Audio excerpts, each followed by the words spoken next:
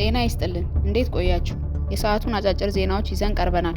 ወደ መረጃዎቹ ስናቀና በቀዳሚነት ወደ እናንተ የምናደርሰው በደቡብ አፍሪካ በ7 ኢትዮጵያውያን ላይ ጥቃት ተፈጽሟል፣ ህይወታቸውም አልፏል። የተባበሩት መንግስትና ሌሎች አካላትም በስደተኛ ላይ የሚፈጸመውን ጥቃት አስመልክቶ መግለጫ አውጥተዋል። ወደ ቀጣዩ መረጃ ስናልፍ ትራምፕ ኢራንን በከፍተኛ ኃይለ ቃል አስጠንቅቋል። ኢራንም ለተሰነዘረባት ማስጠንቀቂያ ምላሽ ማስጠንቀቂያን ሰንዝራለች። በሌላ በኩል የሁለት ሀያላን ሀገራት የ1 ሰዓት ተኩል የስልክ ንግግር የዓለምን ትኩረት ስቧል። የአሜሪካን ፕሬዝዳንት ዶናልድ ጄ ትራምፕ እና የሩሲያው ፕሬዝዳንት ቭላድሚር ፑቲን ሁለቱም ሀያል ሀገራት ጦርነታቸውን ለመቋጨት እንደተነጋገሩ ተዘግቧል። ሌላኛው መረጃ ደግሞ የአሜሪካን መከላከያ ሚኒስቴር በፓርላማ ፊት ቀርበው ዝርዝር ማብራሪያ ሰጥተው ነበረ።